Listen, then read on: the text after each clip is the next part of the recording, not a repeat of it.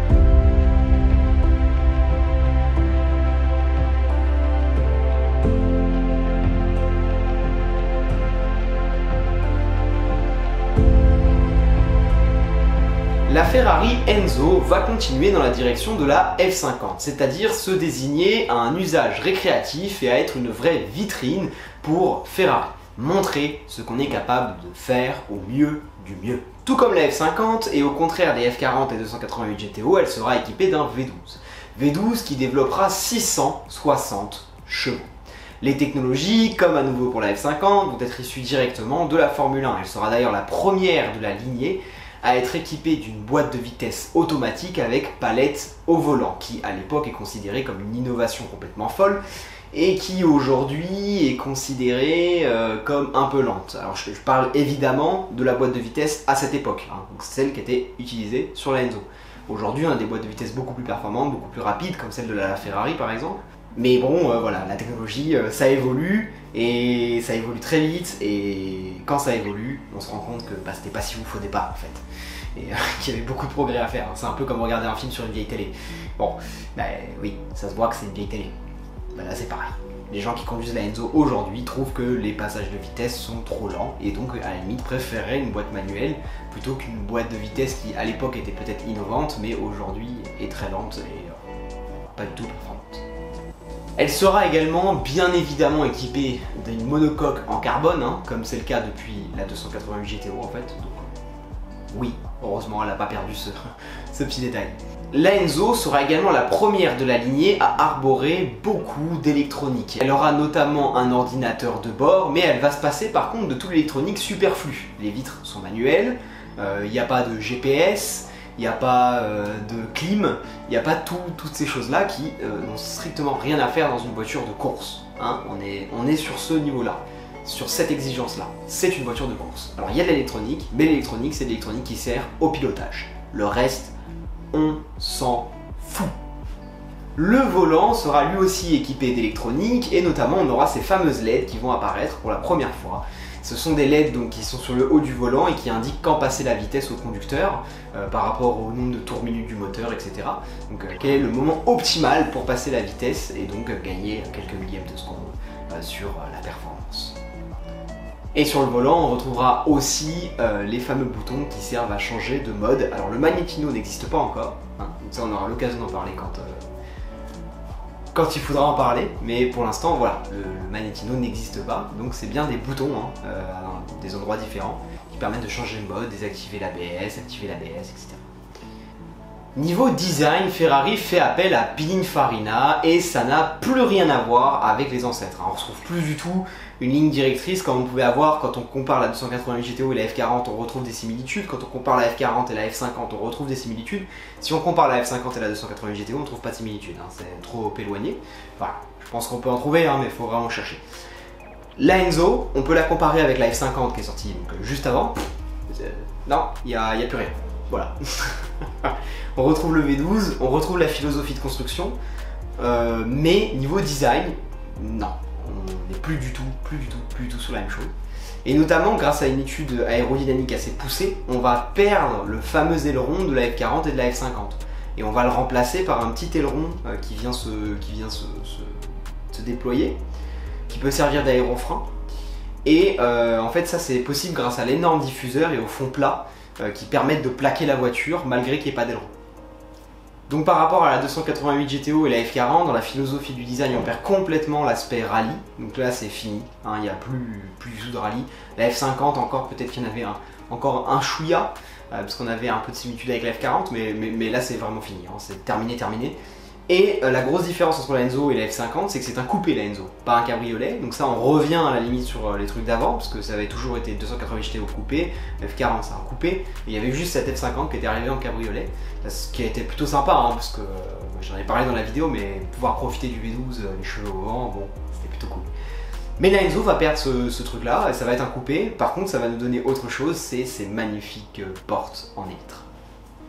Niveau performance, la Enzo affiche une Vmax à 363 km/h et un 0 à 100 établi en 3,6 secondes, ce qui est certes bien mieux que la F50, mais reste toujours en dessous de voitures bien plus anciennes, comme par exemple la McLaren F1. Puis en plus à cette époque-là, hein, on parle quand même de l'époque de la sortie de la Bugatti Veyron, etc.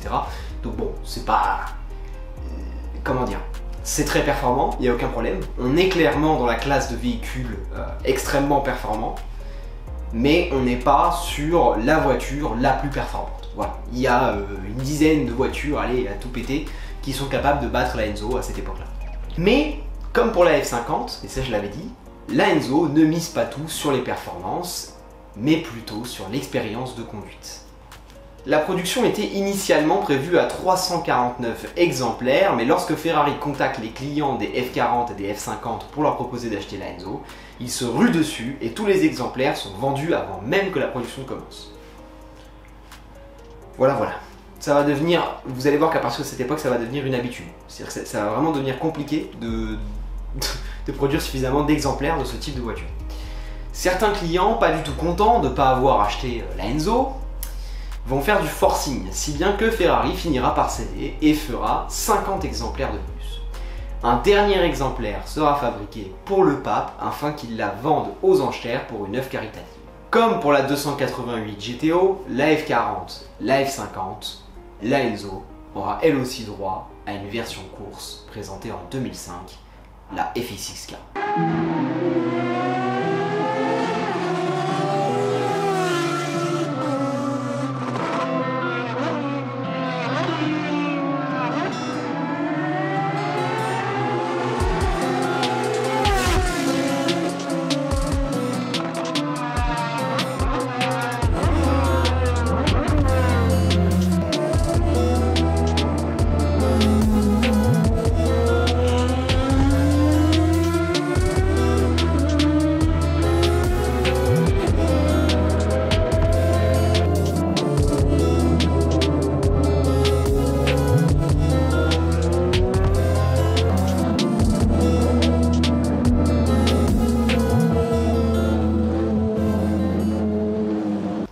la FXXK reçoit carrément un nouveau V12 qui se trouve d'ailleurs actuellement dans la gamme Ferrari. Aujourd'hui, là, au moment où je fais cette vidéo, c'est-à-dire en 2023, ce moteur, c'est celui qui équipe la 812, c'est celui qu'on trouve dans la LaFerrari, celui qu'on trouve dans la Monza SP2, celui qu'on trouve dans la Daytona SP3.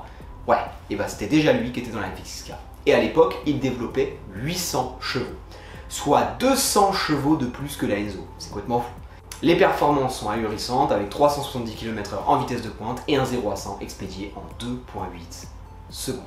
Il y a un truc qui est très intéressant qui s'est passé quand Ferrari a présenté la FXXK, c'est que Ferrari a créé quelque chose de tout nouveau. À l'achat de cette voiture, Ferrari vous offrait pendant 2 ans l'accès à différents circuits et aux techniciens de la Scuderia. En gros, il y avait accès à des meetings pour tous ceux qui avaient acheté une FXX. Et donc il y avait la marque qui était là et qui s'occupait de tout, qui transportait la voiture, qui faisait l'entretien de la voiture, qui vous permettait de faire des tours de piste avec la voiture, donc qui changeait les pneumatiques, etc. Enfin, pit stop, tout comme, voilà. La grande version de la course, quoi. Ce programme, il s'appelle XX.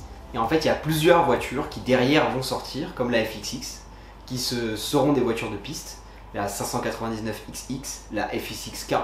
Et le programme XX, faut savoir un truc, c'est que chez Ferrari, c'est considéré comme étant le plus haut niveau de clientèle de Ferrari, juste après le Ferrari F1 Clienti, qui regroupe tous les acheteurs des anciennes Formule 1 Ferrari.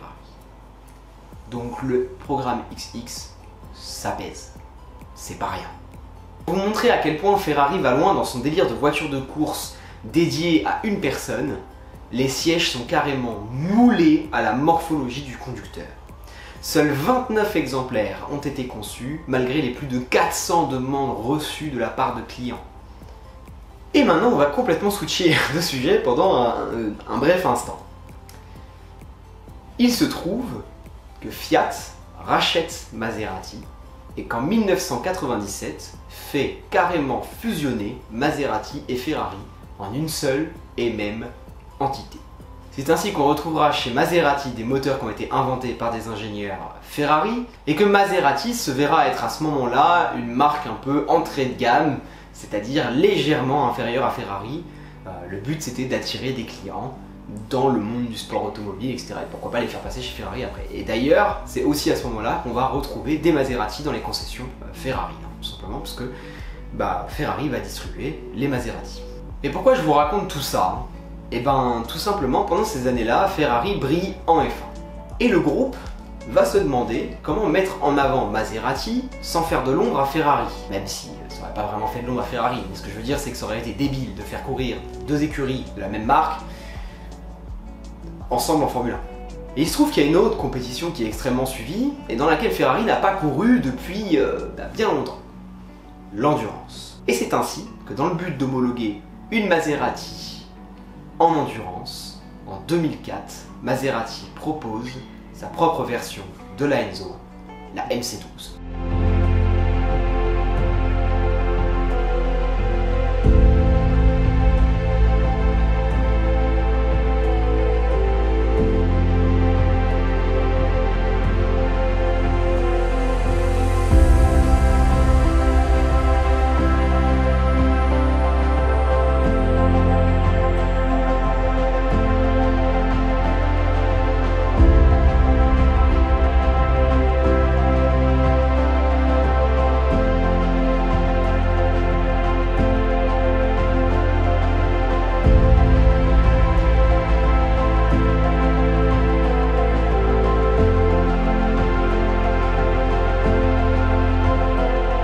Bien évidemment, elle reçoit pas mal de changements par rapport à la Enzo. Tout d'abord, le plus gros changement, je pense, c'est qu'elle a été allongée pour les besoins de la compétition.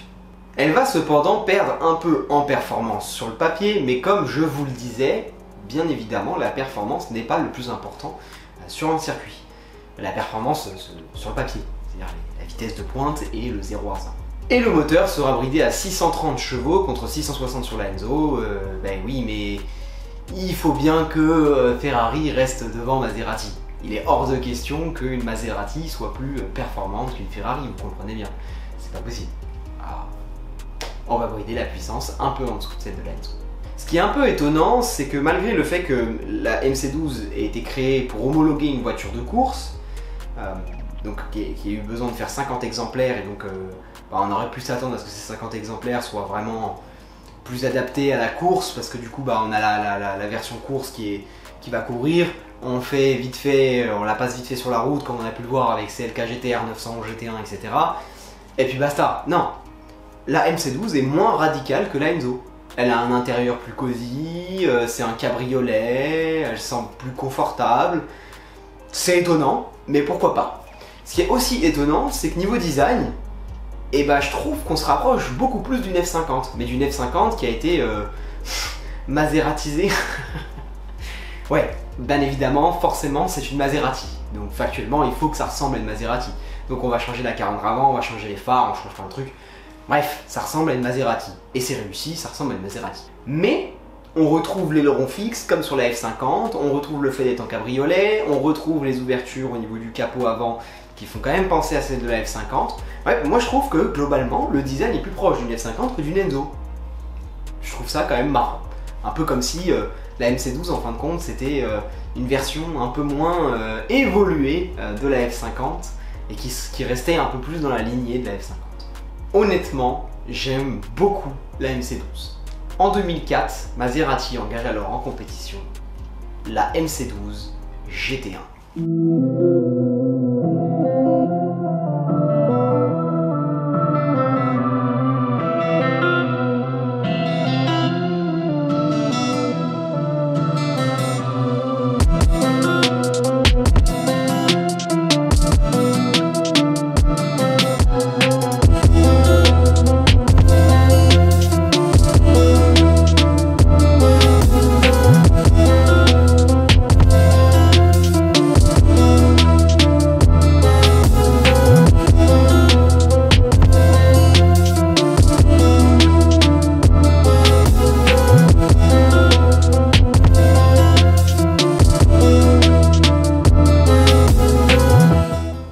Tout simplement remporté 5 fois le titre de la FIA GT.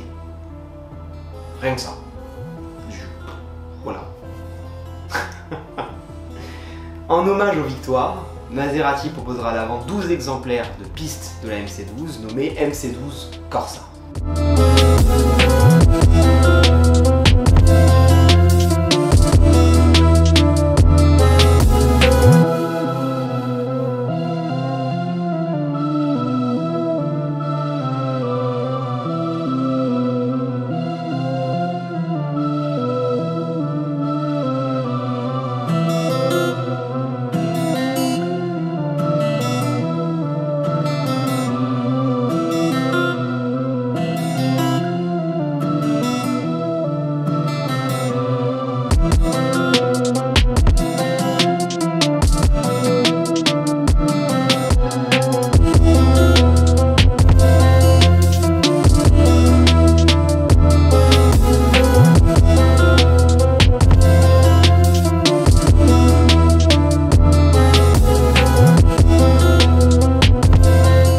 Il s'agira d'un équivalent des MC12 GT1, mais pour des clients désireux de faire de la piste en privé. Bien évidemment, elle n'est pas homologuée pour la route, c'est vraiment une version course, un peu l'équivalent de la FXX en fait, mais chez Maserati. Alors maintenant, quels sont les prix de toutes ces petites folies? Bon, une Ferrari Enzo, vous vous en doutez, c'est dans la continuité, hein, 280 GTO, F40, F50, toujours. Donc comme elle, ces dernières années, les prix, c'est une catastrophe, ça explose. Et il vous faudra donc 4 millions. Ouais, ça pique, hein, ça pique fort. Il n'y a pas si longtemps, c'était 2 millions. Pour la FXX, j'ai trouvé une vente en 2019 pour 3,5 millions, mais je pense qu'aujourd'hui, cette cote n'est plus valable. En fait, comme je vous disais, l'augmentation actuelle des prix sur les Ferrari de cette lignée est complètement délirante. C'est-à-dire que d'une année à l'autre, ça augmente. Donc 2019, c'est-à-dire il y a 4 ans, et ça fait un peu vieux, malheureusement. Et je pense qu'aujourd'hui, la FXX vaudrait plus que la Enzo, sachant que quand on les prend à la même époque, la FXX vaut un petit peu plus que la Enzo. Pour la MC12, le nombre d'exemplaires assez faible fait qu'il est dur d'en trouver en vente. Je n'ai trouvé que des ventes qui datent un petit peu, entre 2 millions et 3,5 millions, ce qui était à l'époque l'équivalent en fait d'une Ferrari Enzo. Donc rien d'étonnant. Ça pourrait être étonnant dans le sens où la MC12 est plus rare, 50 exemplaires, puis il y a eu la MC12 GT1 qui a couru en compétition, etc. Mais en fait, il ne faut pas oublier que la MC12 c'est une Enzo. C'est un châssis d'Enzo. Et que la Enzo, elle a son histoire du fait que c'est une Ferrari, et que Ferrari c'est quand même toujours mieux que Maserati. On peut dire ce qu'on veut. Il y a des Maserati qui sont incroyables, je suis totalement d'accord avec ça. Dans le passé, il y a eu des Maserati qui étaient complètement folles. Mais aujourd'hui, Maserati vit dans l'ombre de Ferrari et ce sera toujours le cas. Les cotes chez Ferrari sont beaucoup plus élevées, les gens veulent des Ferrari. Et donc les Ferrari sont en général plus chers. Là, du coup, on se retrouve au même prix. Pourquoi? Parce que c'est vrai qu'elle a sa propre particularité, mais ça reste quand même une Enzo, elle est plus rare, mais bon, c'est une Maserati. Donc au final, c'est kiff-kiff. Voilà. Enfin, concernant les MC12 GT1 et les MC12 Corsa, une vente par Bonham s'est soldée par un achat à 3,8 millions récemment. Voilà, c'est tout ce que j'ai à dire. J'espère que tu as kiffé cette vidéo. Si c'est le cas, n'hésite pas à t'abonner, laisser un petit pouce bleu. Salut!